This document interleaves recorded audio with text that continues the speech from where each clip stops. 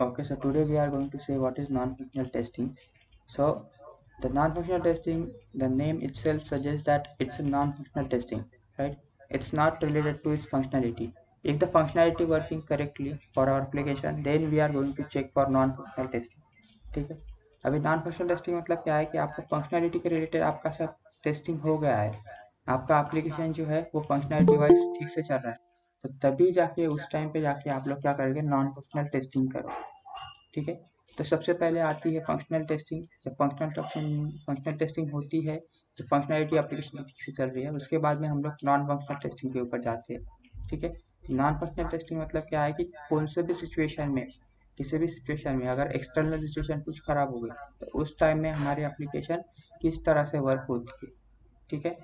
हमारी जो टेस्ट हमारा जो ये रहेगा, एप्लीकेशन रहेगा, तो वो किस तरह से वर्क करता है. बहुत सारे एप्लीकेशन रहेंगे. देखो, जैसे कि गूगल क्रोम रहेगा. ठीक है. आप आपका जो एप्लीकेशन रहेगा वो शट डाउन हो जाता है, अपना जो ऑपरेटिंग सिस्टम है या फिर आपका जो लैपटॉप है या फिर डेस्कटॉप है, ये ऑटोमेटिकली क्लोज हो जाता है. ठीक है. तो वो हमारे कंट्रोल में है क्या? नहीं. लाइट चली गई डेस्कटॉप के, इसमें हमारे पास यूपीएस नहीं था, तो बैटरी नहीं है, तो ऑटोमेटिकली वो शट डाउन हो गया. लेकिन हम लोग जब रिस्टार्ट करेंगे हमारा एप्लीकेशन, मतलब हमारा लैपटॉप जब स्टार्ट करेंगे, तो आपका क्रोम जब आप ओपन करोगे तो आपको रिस्टोर करने के लिए पूछेगा, है कि नहीं.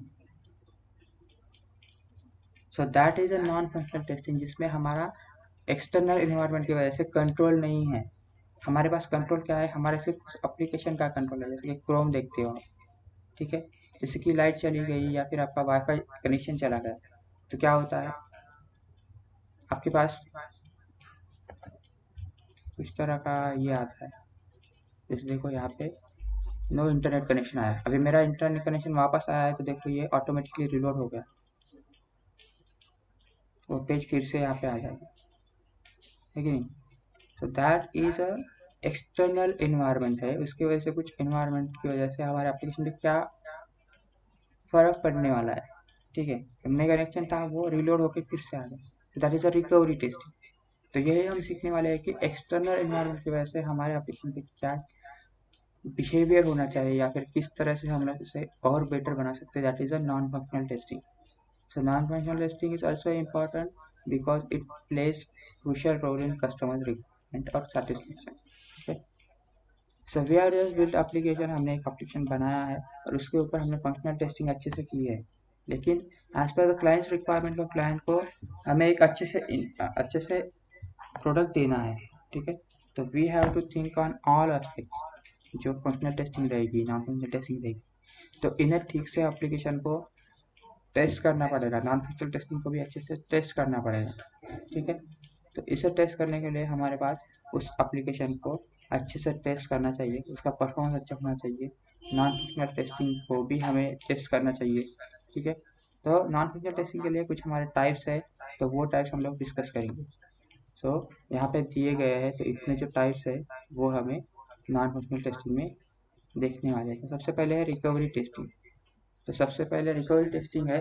तो रिकवरी टेस्टिंग को हम रिलायबिलिटी टेस्टिंग भी बोलते हैं. ठीक है. रिकवरी टेस्टिंग या रिलायबिलिटी टेस्टिंग भी बोलते हैं. तो रिकवरी टेस्टिंग मतलब क्या होता है, आपको क्या लगता है?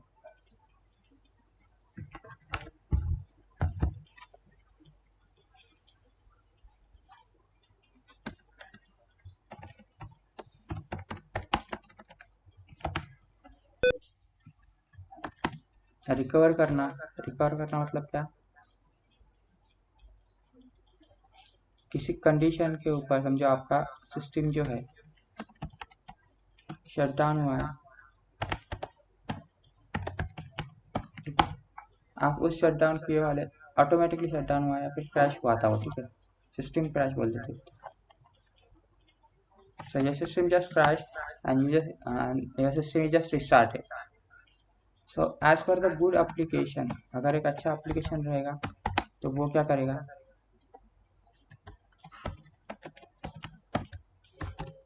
that will save our whatever data, right?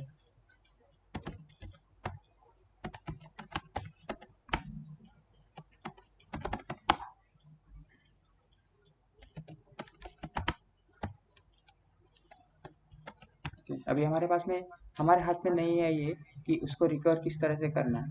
ठीक है। तो हमारे हाथ में ये चीज़ें है कि उसको जो है वो शट डाउन तो होने वाला है, ठीक है, वो शट डाउन होने दो, उसका कोई प्रॉब्लम नहीं।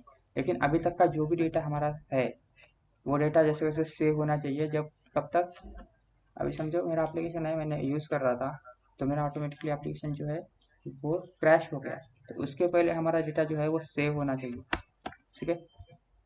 That we can handle, but crash होना ये हमारे हाथ में नहीं है, क्योंकि वो ऑटोमेटिकली लैपटॉप का प्रॉब्लम था। तो हम एक एप्लीकेशन के ऊपर काम कर रहे हैं, तो उसको कुछ प्रॉब्लम आता है अगर एबनॉर्मल कंडीशन,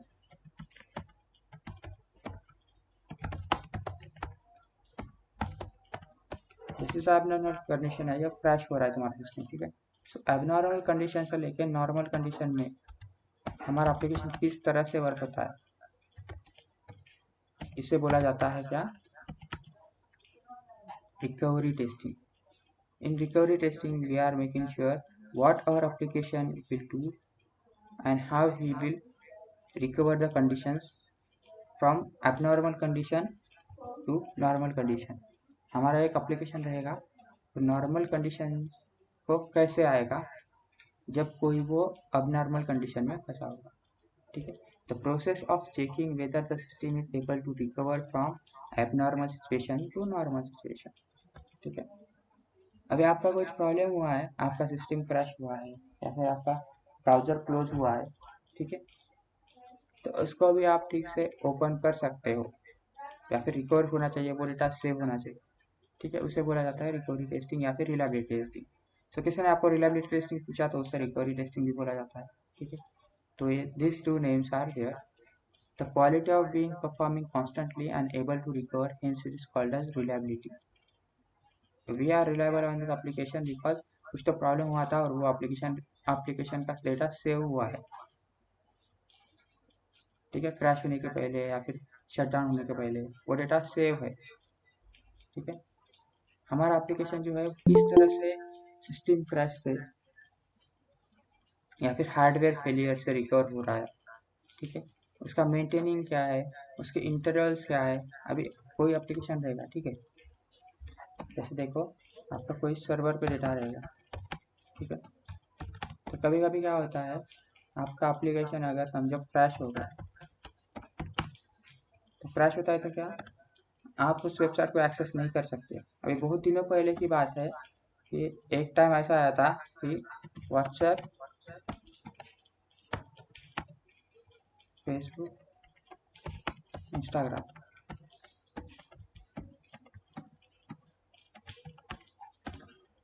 ये तीनों एप्लीकेशन जो है वो फेसबुक ओन करता है, ठीक है, इंस्टाग्राम भी ओन करता है, और व्हाट्सएप भी ओन करता है फेसबुक, ठीक है। ये तीन चीज़ें फेसबुक इंस्टॉल मतलब ये करता है, हाँ ओन करता है, मतलब ये कंपनी, तीनों कंपनी एक ही कंपनी की है, फेसबुक की यूज़ करता है, फेसबुक की पेरेंट कंपनी है, और इन दोनों को मतलब खरीदा गया है फेसबुक, ठीक है। तो एक दिन ऐसा हुआ कि रात के समझो 10-11 बजे तक, 10:30 बज गए थे, 10:30 हो गए थे। तो उस टाइम पे क्या हुआ बताइएगा, अगर आप लोग किसी को हाई मैसेज भी भेज रहे हो ना, व्हाट्सएप पे कुछ मैसेज भेज रहे हो, इंस्टा पे, व्हाट्सएप पे या फिर फेसबुक पे, अब अगर आप किसी को हाई भी भेज रहे हो ना, तो मैसेज जा ही नहीं रहा था आगे वाले पर्सन को, क्यों, क्योंकि इसके सर्वर में प्रॉब्लम आया था। तो इन तीनों वेबसाइट अभी ज़्यादातर लोग यूज़ करते हैं सोशल मीडिया, वो कौन सा होता है, व्हाट्सएप करते हैं, फेसबुक करते हैं, इंस्टाग्राम, ये तीनों के लिए प्रॉब्लम आया था। और ये प्रॉब्लम में भी मुझे लगता है कि सुबह 7-8 बजे के पहले सॉल्व हुआ था, ठीक है।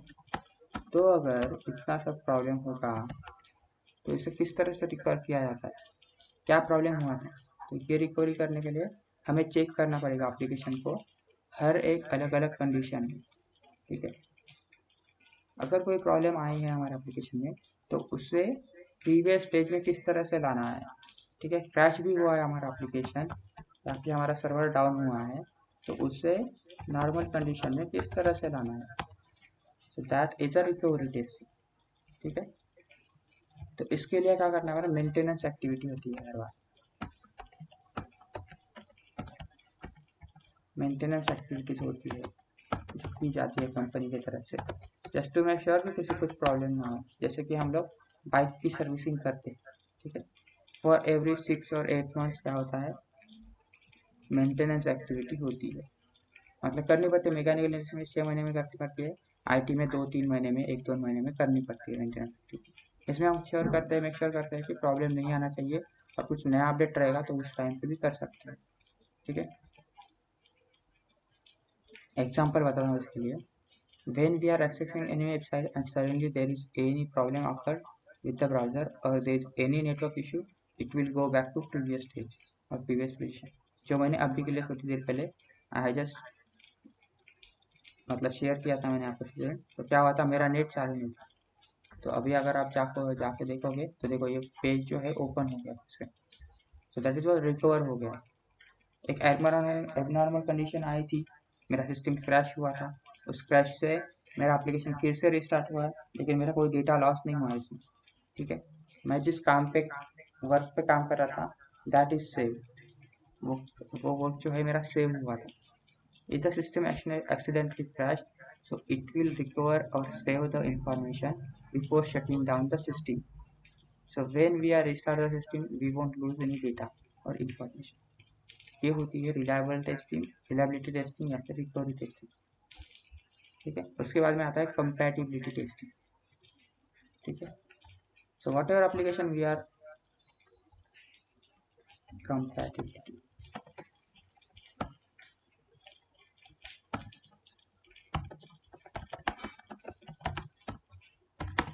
सो हम लोग जो एप्लीकेशन बनाते हैं वो किस लिए होता है हम लोग web based application,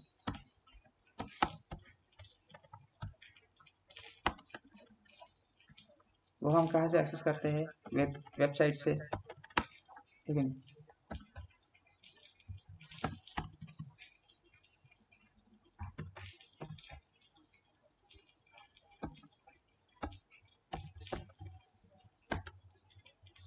web based application हम कहाँ से यूज करते हैं, वेबसाइट से करते हैं। उसके लिए हमें क्या जरूरत चाहिए,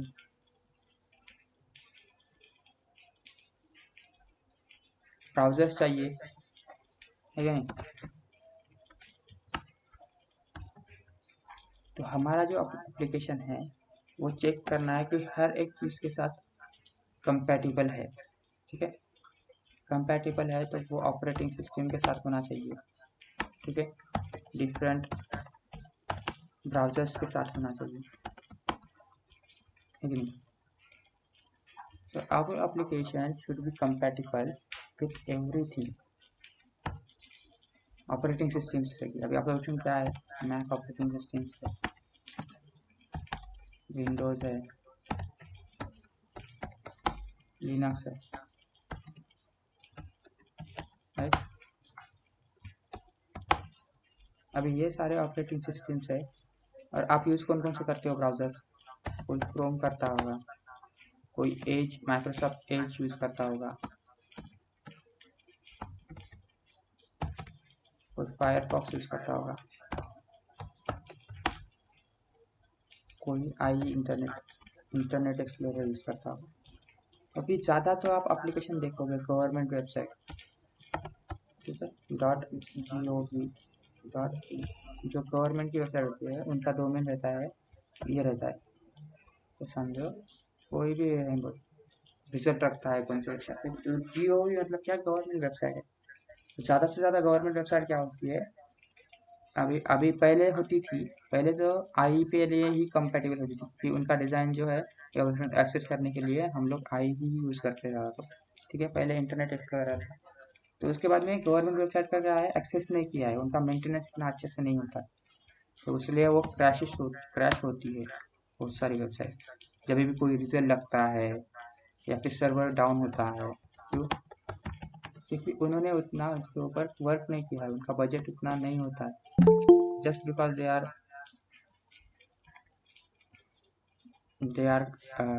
गवर्नमेंट वेबसाइट, तो इसके वजह से उनको प्रॉब्लम होता है बहुत सारा, ठीक है। लेकिन आप जब दूसरा एप्लीकेशन देखते हो जैसे कि google.com देखोगे, फेसबुक देखोगे, तो ये एक प्राइवेट कंपनीज है ना, तो उनको ज़्यादा से ज़्यादा प्रॉब्लम नहीं आता क्योंकि उन्होंने उतना खर्चा किया है उस वेबसाइट में, ठीक है। तो इसके लिए फिर वो अच्छे से वर्क करती है। गवर्नमेंट वेबसाइट कभी कभी प्रॉब्लम देती है, ठीक है, लोड नहीं सहन कर पाती क्योंकि उनका कैपेसिटी ही नहीं है उतना। सो कंपेरेबिलिटी टेस्टिंग मतलब क्या है कि हम लोग चेक कर रहे हैं हमारे एप्लीकेशन की कंपैटिबिलिटी। तो कंपैटिबिलिटी किस किस चीज़ के साथ सेलेक्ट करेंगे, चेक करेंगे?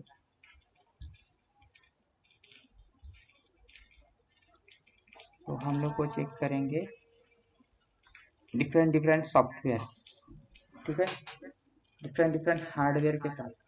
अभी देखो आप लोगों ने लिनक्स इक्लिप्स यूज़ किया होगा, ठीक है।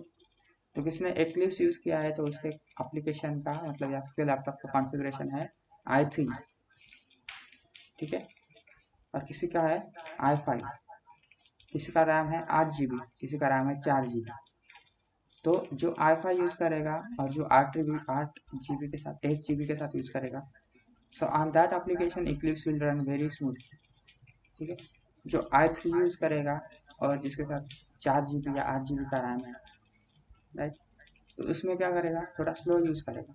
जस्ट कि एग्जाम्पल लाइक पबजी, आपने बहुत सारे लोगों ने पबजी खेलते होते, तो अगर आप पबजी मोबाइल एप्लीकेशन खेलते होते तो किसी का एप्लीकेशन रहेगा, किसी का मोबाइल रहेगा, ठीक है, कोई आईफोन के ऊपर खेल रहा है, ठीक है, उसका हार्डवेयर अच्छा है, एप्लीकेशन अच्छा है, आपका इंटरनेट कनेक्शन अच्छा है, तो वो एप्लीकेशन बहुत स्मूथली चलेगा, ठीक है।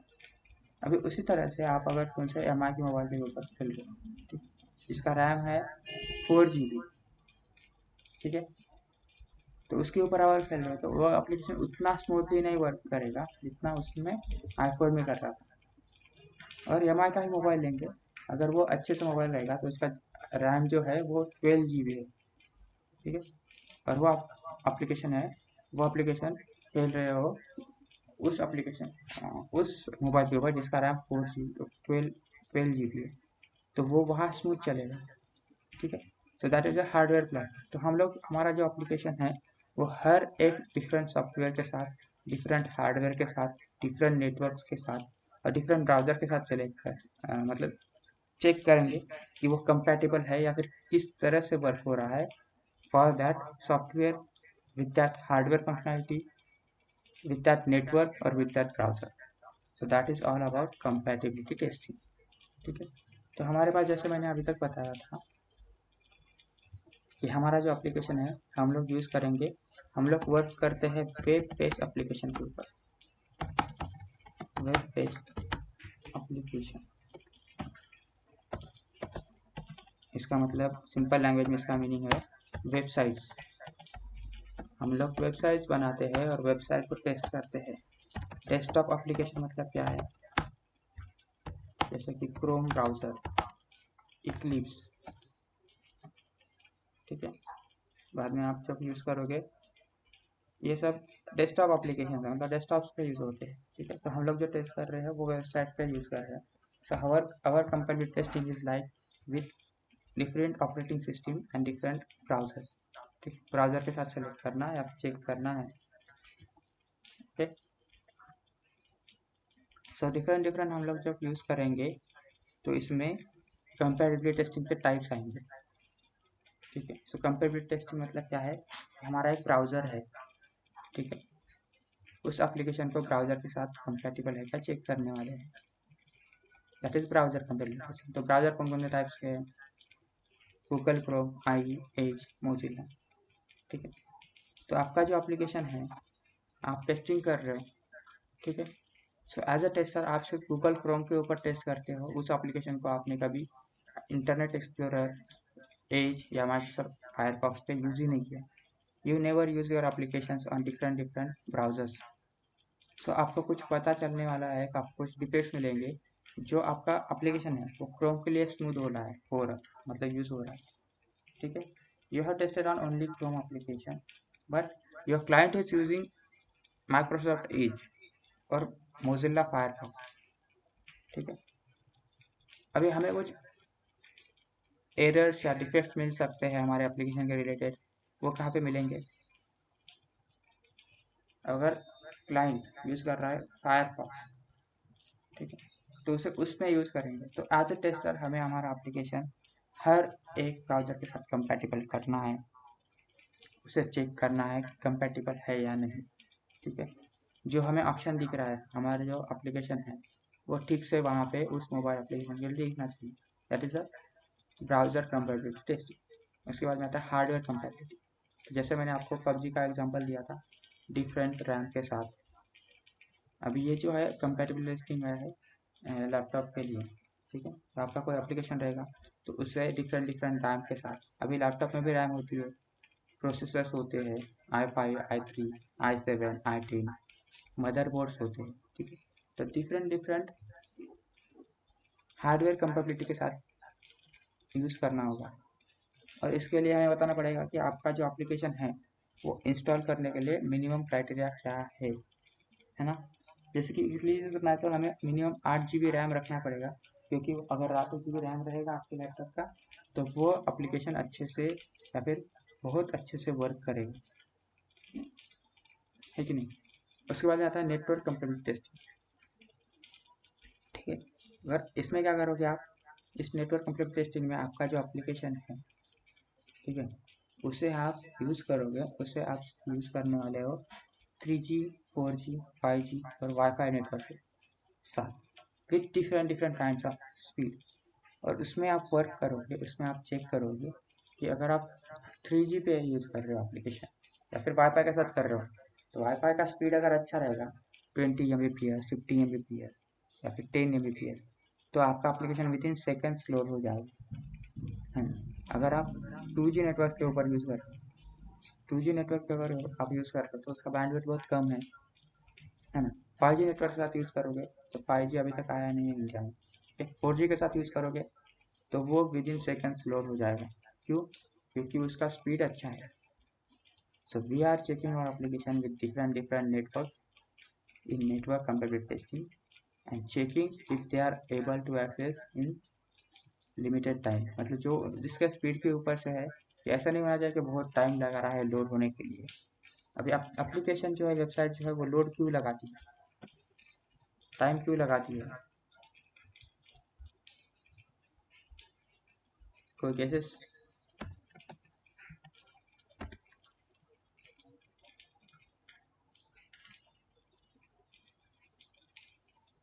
देखो अभी ये जो वेबसाइट है ये लोड हो रही है, अब ये इतनी ज़्यादा लेट यूज़ क्यों हो रही है, इतना लेट क्यों हो रहा है, क्योंकि मैं जो हूँ मेरे मोबाइल नेटवर्क से कनेक्ट हूँ।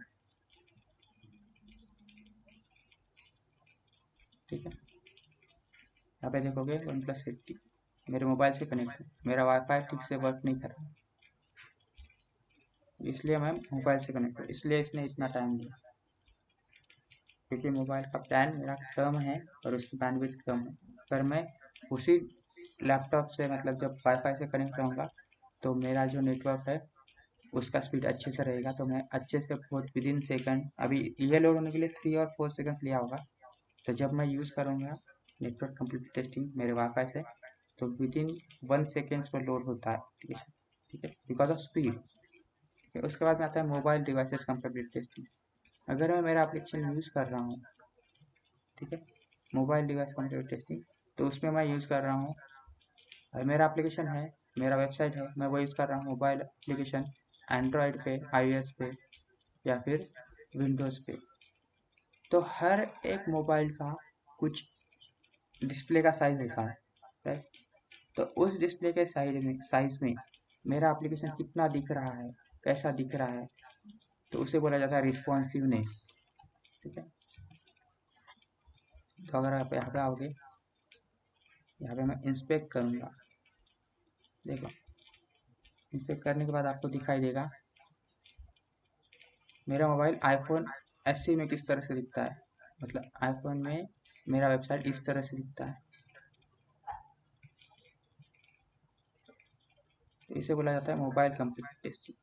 तो इसमें आपको कुछ गलत लग रहा है क्या, दिस इज रॉन्ग।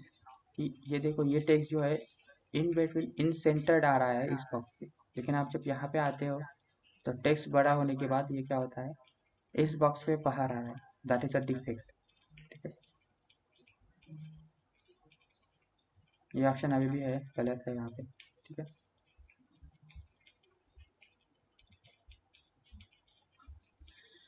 ऐसे बहुत सारे जाकर देखना पड़ेगा कि हमारा एप्लीकेशन मोबाइल व्यू में किस तरह से दिखता है। मोबाइल व्यू में हमें कुछ एरर्स फाइंड करने पड़ेंगे। ठीक है, ये सब अच्छे से दिख रहा है क्या, कोई प्रॉब्लम है, that we have to check.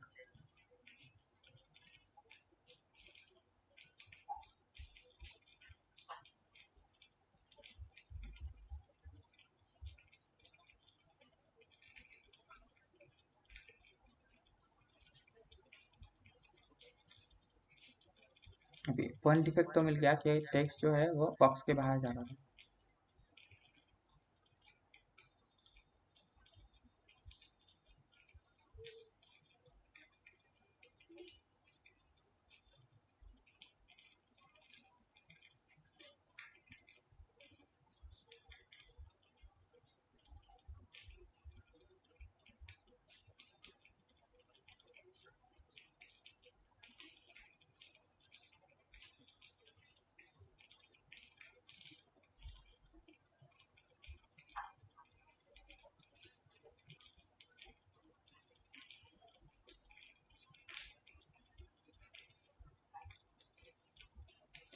यहाँ पे कोई एरर नहीं दिख रहा है, मतलब क्या है, रिस्पॉन्सिवनेस अच्छा है इस वेबसाइट का, राइट। अगर कोई प्रॉब्लम रहेगा तो हमें चेक करना पड़ेगा इस वेबसाइट, ठीक है, ठीक से। तो ये सब चेक करना क्या होता है डिफरेंट डिफरेंट वेबसाइट ब्राउज़र के साथ। अभी आप देखोगे तो यहाँ पे आईपैड भी है, ठीक है।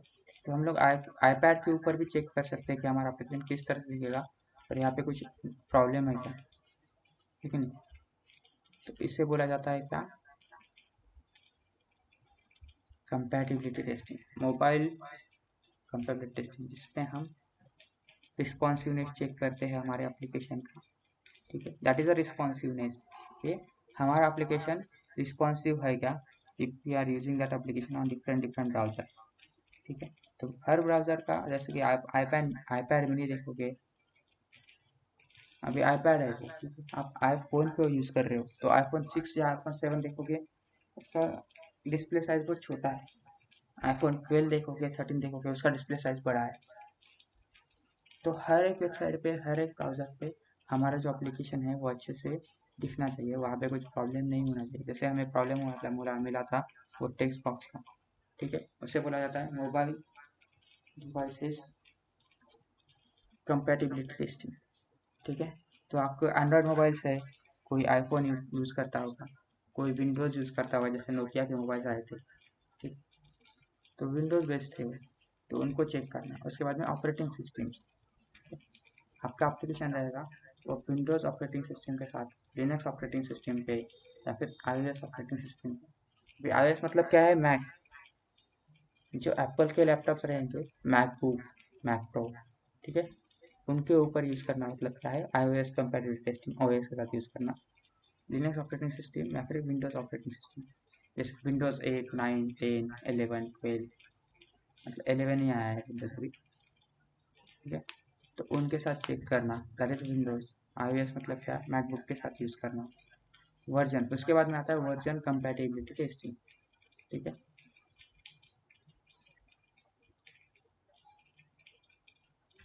तो यहाँ पे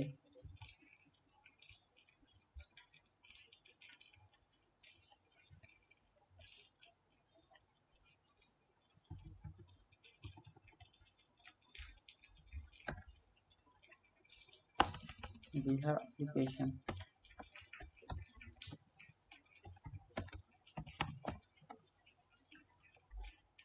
and we have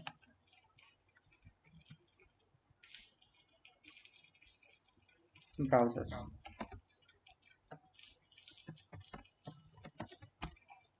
तो यहाँ पे हम देखने वाले हैं वर्जन कंपैटिबिलिटी टेस्टिंग। सो वर्जन कंपैटिबिलिटी टेस्टिंग जो होती है वो ब्राउजर्स पे होती है, ठीक है।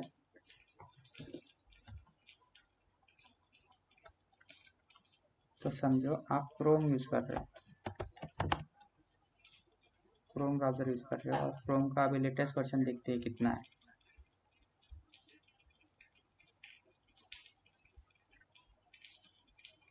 इसका वर्जन है 103 पॉइंट ये वाला,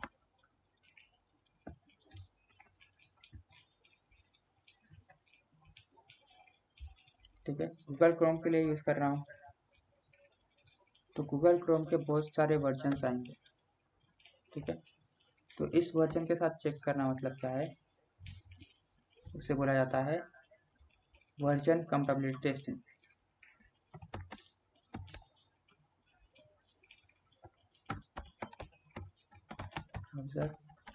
वर्जन कंपैटिबिलिटी टेस्टिंग। तो हम लोग जब इसे टेस्ट करते हैं, ठीक है, तो क्रोम के आने वाले नए वर्जन के साथ चेक करेंगे हमारे एप्लीकेशन के। जैसे हमारा एक वेबसाइट है, जैसे लोटस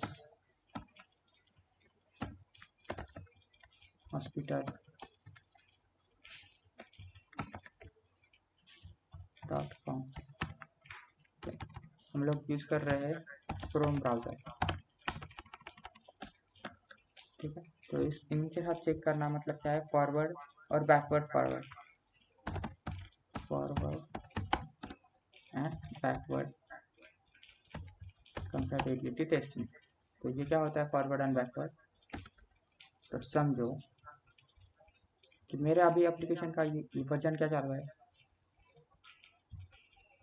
103.0.2, ठीक है। अगर मेरे एप्लीकेशन वर्जन का नंबर अगर 104 हो गया,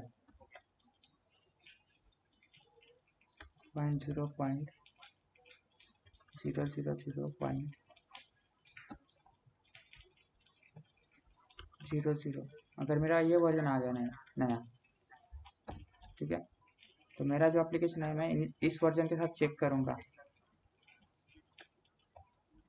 है कि नहीं, क्योंकि ये नया वर्जन आया है। This is what forward compatibility testing, right, forward browser compatibility testing, ऐसा ना। Yes sir. और अगर बैकवर्ड कर रहा हूँ मतलब क्या है, पुराने वाले ब्राउजर्स की कंपैरिजन, जैसे कि 104.0.0.000, ये मेरा नया ब्राउजर का नया ब्राउजर आया है, ठीक है। इसका अपडेट आएगा मेरा क्रोम का, ठीक है।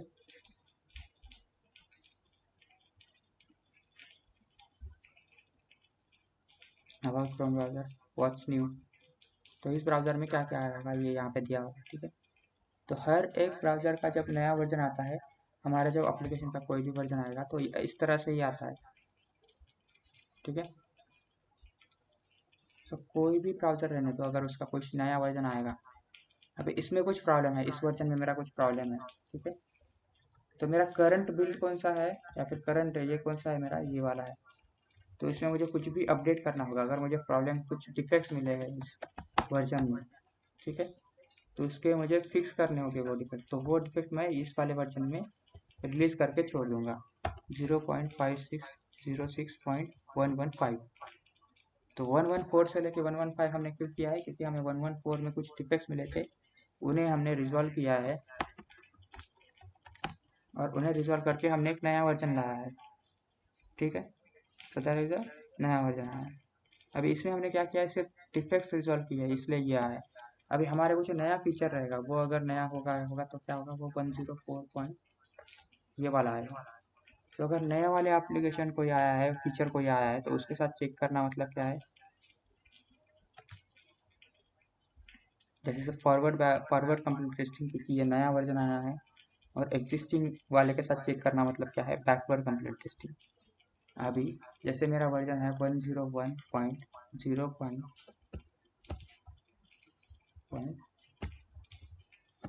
ये वाला वर्जन है, तो ये वाला एग्जिस्टिंग वर्जन है, तो इसके साथ चेक करना मतलब क्या है, बैकवर्ड कंपैटिबिलिटी टेस्टिंग।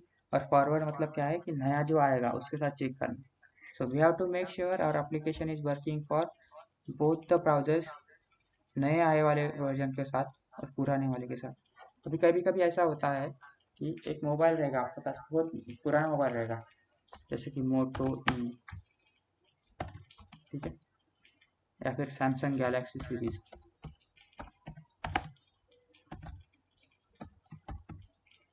तो इस एप्लीकेशन में आपके पास अगर मोबाइल रहेगा, ये बहुत पुराना मोबाइल है, इसके ऊपर आप व्हाट्सअप यूज़ करने इंस्टॉल करने देखो,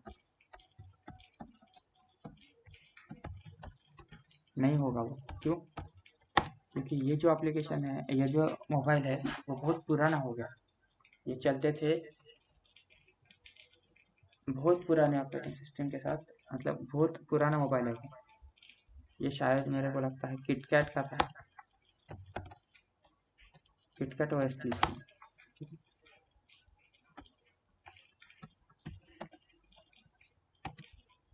तो अभी जब यूज़ करोगे आप, अगर करना भी चाहोगे तो नहीं कर सकते। क्यों? क्योंकि वो मोबाइल आउटडेटेड हुआ है, तो व्हाट्सअप इंस्टॉल नहीं होगा, मोटो ई पे नहीं होगा, और सैमसंग गैलेक्सी का कोई सीरीज रहेगा पुराना वाला तो उसके ऊपर भी चेक नहीं होगा। तो यही चेक करना क्या है कि हमें चेक करना है कि हमारा जो एप्लीकेशन है, ठीक है, अभी हम लोग ब्राउज़र पे यूज़ कर रहे हैं, मतलब ब्राउज़र कंपेटिबिलिटी टेस्टिंग देखेंगे, ठीक है। अगर हम लोग आप मोबाइल को यूज़ कर रहे हैं, मोबाइल के ऊपर चेक करोगे आपका एप्लीकेशन, तो दैट इज ये चेक करना है कि वो कंपैटिबल है या नहीं, राइट। तो ये होता है कंपैटिबिलिटी टेस्टिंग। उसके बाद में आता है इंटर सिस्टम टेस्टिंग। तो इंटर सिस्टम टेस्टिंग क्या होता है? Your application is interacting with other application, our application is using other applications data या फिर रिसोर्स या फिर इंफॉर्मेशन। तो जहाँ से आप अगर देखोगे तो देखो कि हमारा जो एप्लीकेशन है, here we test whether our application is able to share information resources with other applications of not. ये जो हमारा डेटा शेयर होने वाला है, हमें जो डेटा लगने वाला है, ठीक है, inter system testing.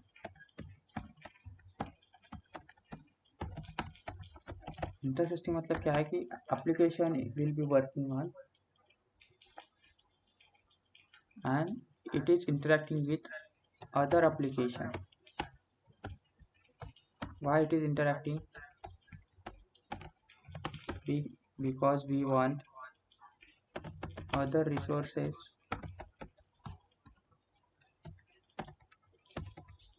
or information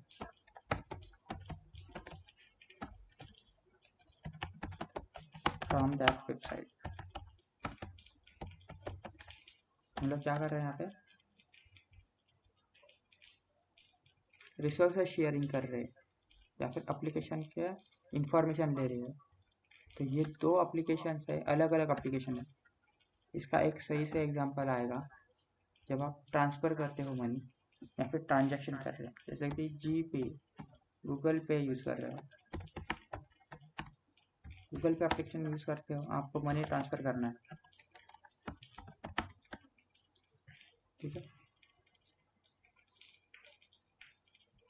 आपको मनी ट्रांसफ़र करना है। तो आपका अकाउंट है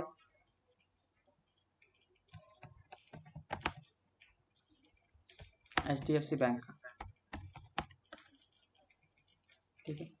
तो आप अगर आपके दोस्त को या फ्रेंड को कोई ट्रांसफ़र करते हो, if you are sending your my friend 1000 rupees, ठीक है, तो आपका अमाउंट कौन से बैंक का है? HDFC बैंक का। सो आप गूगल पे से यूज़ कर रहे हो, तो गूगल पे क्या करेगा? Google Pay will request to HDFC bank for your information. जैसे कि 10,000 रुपये, मतलब आपके पास अगर अमाउंट देखो 500 ही होगा, तो आप 1000 रुपये सेंड नहीं कर सकते, राइट। तो जितनी इन्फॉर्मेशन है, जितने रिसोर्सेज है, उतने ही इन्फॉर्मेशन HDFC बैंक सिक्योर करेगा, ठीक है। इसके लिए API यूज़ होता है, तो API हम लोग बाद में यूज़ करेंगे कंसेप्ट, ठीक है। तो डेटा शेयरिंग है, तो ये सिक्योरली होना चाहिए। और 1000 के 1000 रिक्वेस्ट क्या होगा? हम लोग रिक्वेस्ट करेंगे HDFC बैंक, फिर गूगल पे जाएगा HDFC बैंक के ऊपर, ठीक है, वहाँ से 1000 रुपीज़ लेगा, वो 1000 रुपीज़ डिडक्ट होकर आपके फ्रेंड के 1000 रुपीज़ अकाउंट में जाएंगे। अगर आपका बैंक आपके दोस्त का बैंक अगर SBI है तो SBI के अकाउंट में ट्रांसफ़र होगा। So this is what Google पे जो है एक अलग से एप्लीकेशन है जो डेटा यूज़ कर रहा है HDFC बैंक का, राइट। सो दो अलग अलग एप्लीकेशंस के अंदर क्या हो रहा है? एप्लीकेशन या रिसोर्सेस या इंफॉर्मेशन शेयर हो रही है, right? That is what inter system testing. तो हमें मेक श्योर करना है कि हमारा जो भी इंफॉर्मेशन, जो भी कुछ एप्लीकेशन में डेटा शेयर हो रहा है वो अच्छे से होना चाहिए। Here we test whether an application is able to share information resources with other applications or not. Application is sharing data with other application or not is checked in this. तो इसके लिए API टेस्टिंग की जाती है, जिसका हमारा example होता है, इसका जो कम्युनिकेशन होता है वो XML फाइल के थ्रू होता है। तो ये अभी के लिए ज़रूरी नहीं है, तो ये आप जब API शुरू होगा तब आपको समझ में आएगा कि इंटर सिस्टम किस तरह से हो रही है। अभी के लिए सिर्फ आपको एक नॉर्मल यूज़र की तरह देखना है कि इंटर सिस्टम टेस्टिंग होनी चाहिए, ठीक है। तो ये ई-कॉमर्स वेबसाइट का एप्लीकेशन मतलब टेस्ट ये है। एक एप्लीकेशन रहेगा जिससे हमें प्लेस ऑर्डर करना पड़ेगा। तो प्लेस ऑर्डर के लिए हम लोग पेमेंट करेंगे, तो पेमेंट करेंगे तो उस टाइम पे हमारे पास बहुत सारे एप्लीकेशंस मतलब बैंक्स रहेंगे, ठीक है। तो हमारा flipkart.com या फिर amazon.com ऐसा कोई भी हमारा एप्लीकेशन रहेगा, वो कम्युनिकेट करेगा हमारे बैंक के सर्वर को। बैंक के यहाँ से हमारे पास वो इन्फॉर्मेशन रहेगी, OTP रहेगा, पिन रहेगा, अकाउंट नंबर रहेगा, आपका अकाउंट का बैलेंस, ये सब चेक करेगा। अगर वैलिड रिस्पॉन्स रहा, उसको अगर पता चला yes they are valid response and they are asking for money, तो मैं ऑर्डर के लिए वो अमाउंट डिडक्ट होगा 1000 रुपये। वो 1000 रुपये डिडक्ट होने के बाद वो कहाँ पे आएगा 1000 रुपये? इस वेबसाइट पे आएगा, जैसे flipkart.com के बैंक अकाउंट में आएगा, तो यहाँ से ऑर्डर प्लेस हो जाएगा, ठीक है ना। तो ये एप्लीकेशन का कम्युनिकेशन कहाँ से हो रहा है? फ्लिपकार्ट से बैंक में और बैंक से फ्लिपकार्ट में। तो दो सर्विसेज यहाँ पे अपना डेटा यहाँ पे शेयर कर रही है, ऐसा ना। तो उसे क्या बोला जाता है? इंटर सिस्टम टेस्टिंग, ठीक है। इसके बाद में आज देखते हैं सैनिटेशन टेस्टिंग, ठीक है। सैनिटेशन टेस्टिंग मतलब क्या होता है कि ऐसा कुछ फीचर जो डेवलपर ने एक्स्ट्रा बनाया गया है, ठीक है। सैनिटेशन टेस्टिंग, अभी समझो कस्टमर की रिक्वायरमेंट थी कि user wants to add mobile number, तो कस्टमर की रिक्वायरमेंट यही थी कि कस्टमर मोबाइल नंबर ऐड करते होना चाहिए, ठीक है। तो डेवलपर ने डेवलप करते वक्त क्या किया है, ऐसा कोड लिखा है कि जहाँ पे कंट्री कोड मतलब आता है, उसके बाद में मोबाइल नंबर एंटर किया जाए। जैसे कि आप देखते हो बहुत सारे वेबसाइट पे तो आपको कंट्री कोड आता है, तो इंडिया का कंट्री कोड क्या है? +91 है, ठीक। उसके बाद में मैं मेरा 10 डिजिट का नंबर डालता हूँ,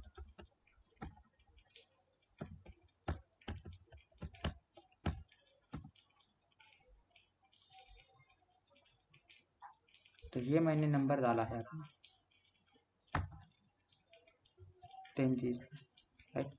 तो कस्टमर की रिक्वायरमेंट थी क्या ये वाली +91 कंट्री कोड, ऐसा उसने लिखा था क्या? नहीं। तो this is the extra feature implemented.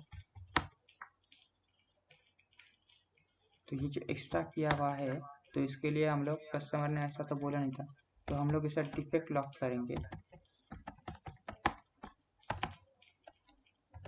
And assign to developer.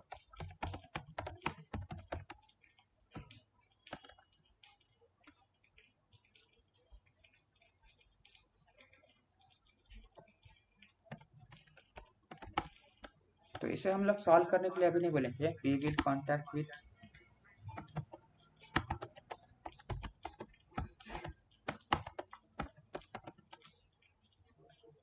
client and ask for the suggestion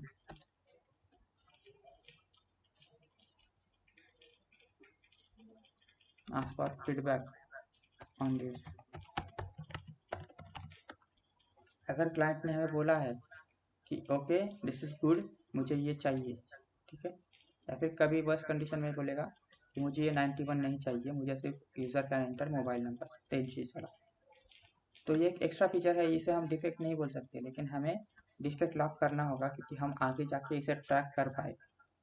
ठीक है, तो अगर डेवलपर ने बोला है कि ये रखने दो, ये अच्छा किया आपने इम्प्लीमेंट किया, सो ये एक एक्स्ट्रा फीचर था। ठीक है, तो अगर कस्टमर बोलेगा हमें, क्लाइंट अगर बोलेगा कि रहने दो, तो हम लोग इसे डिफेक्ट को डायरेक्टली क्लोज कर देंगे, क्लाइंट ने अप्रूवल दिया है उसका। अगर नहीं बोल रहा है क्लाइंट, तो हमें ये डिफेक्ट का फंक्शनलिटी, मतलब ये जो डिफेक्ट लॉक किया है इसके लिए ये 91 का फंक्शनलिटी रिमूव करना होगा। और उसके बाद क्या होता, जो नॉर्मली जो है 10 डेज वाला वही फीचर इम्प्लीमेंट किया जाएगा। That is a sanitation testing. तो सैनिटेशन टेस्टिंग मतलब क्या है, here we check extra feature which are added by developer which are not mention by customer. ऐसा एक फीचर रहेगा जो डेवलपर ने बोला नहीं रहेगा। ठीक है, he will not ask you to add it, but developer क्या करेगा, उस फीचर को इम्प्लीमेंट करेगा, उस फीचर को बनाएगा। तो उस फीचर को हम लोग अभी के लिए डिफेक्ट करके लॉक करेंगे, कस्टमर को पूछेंगे ये एक एक्स्ट्रा फीचर बनाया गया है, आपको अगर लगता है तो हम रखेंगे, नहीं तो फिर इसे एलिमिनेट कर देंगे। ठीक है, so this is what sanitation testing is.